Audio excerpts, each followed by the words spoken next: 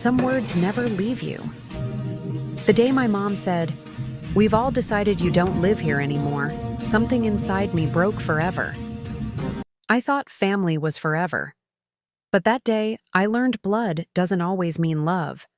And what happened to my daughter after that still haunts me every night.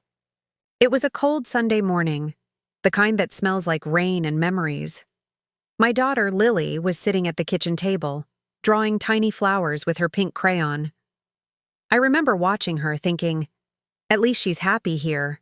After the divorce, my mom's house had become our safe place, or so I thought. When Mom walked in that morning, her face wasn't the same. Her lips were tight, eyes hollow, as if she had already decided something I hadn't been told. My brother sat on the couch, arms crossed, and my sister wouldn't even look at me. "Mom?" I asked, my heart suddenly pounding. She took a deep breath and said, "We've all talked about it. We've all decided, you don't live here anymore." I froze. I laughed awkwardly at first, waiting for someone to say, "Just kidding." But the silence was louder than thunder. "Mom, what do you mean?" I whispered. "You can't stay here, honey. You need to stand on your own feet," she said coldly.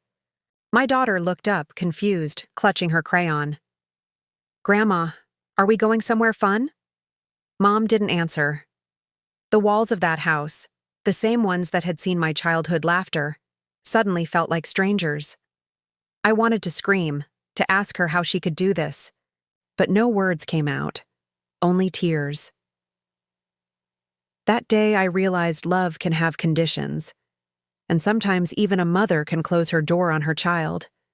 The smell of toast burned in the air as I stood frozen in the kitchen. My mother was calmly buttering her bread as if she hadn't just shattered me.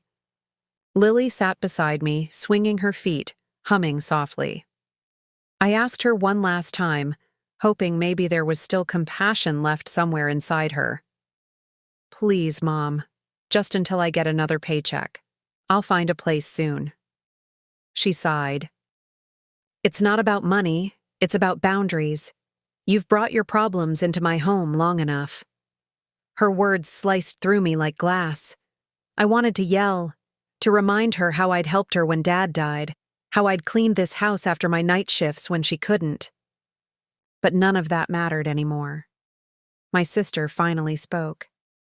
"You can stay with your friends, can't you?" she said softly, not looking at me. I shook my head. I had nowhere else. No one left. Then, as if to make sure I understood, Mom added, "We love you, but you need to figure life out on your own. You can't depend on us forever."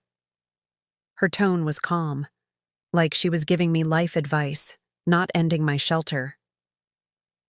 When I turned to Lily, she was staring at me with big, confused eyes. "Mommy, did we do something bad?" she whispered. That question shattered me. Because how could I explain that the people who once loved us were now choosing to let us go? I packed silently. Every photo, every childhood memory, every scent of safety. Now just a reminder that we were unwanted. It started raining the moment we stepped outside, like the sky was crying for me. I held Lily's hand tight, clutching two small bags that held our entire lives. My mother stood in the doorway, arms folded, refusing to meet my eyes. "Mom," I pleaded one last time, "please, at least let Lily stay until the storm passes." Her face didn't soften. "No, you both need to go." Then she closed the door. Slowly, deliberately. That sound, the latch clicking, still echoes in my dreams. Lily looked up at me. "Mommy, where will we sleep?" I swallowed hard. "Somewhere warm," I lied.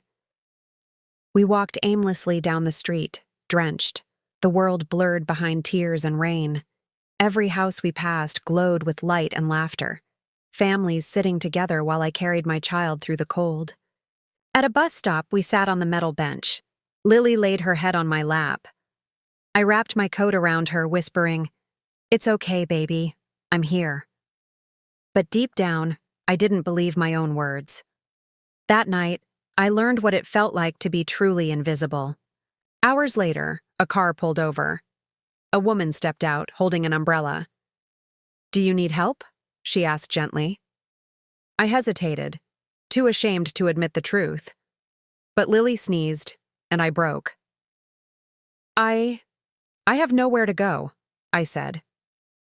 The woman's name was Clara. She wrapped Lily in a blanket and said, "You and your daughter don't deserve this. Get in." In her car's warmth, I cried like I hadn't cried in years. Clara didn't ask questions. She just drove us to a small shelter on the edge of town and stayed until we were safe inside. Before leaving, she turned to me and said, "Family isn't who you're born to. It's who stays when everyone else leaves." That line became my strength. That night, Lily slept peacefully for the first time in days, and for the first time, I believed we might survive this. A year passed. I found 2 jobs, one cleaning offices, one serving coffee. Life was still hard, but it was ours. Lily laughed again. She had new crayons, new friends, and hope. Then one evening, my phone rang. It was Mom. Her voice trembled.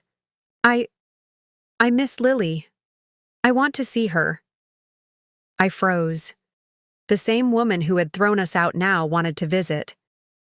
I took a long breath and said softly, "You decided we don't live there anymore, Mom. And you were right." There was silence. Then I hung up. As I watched Lily sleep that night, I realized we didn't lose a family. We just found out who truly loved us. If you've ever been broken by the people you trusted most, you're not alone. We may lose our family, but we can still build our home again, piece by piece. If this story touched your heart, subscribe, share it with someone who needs hope today.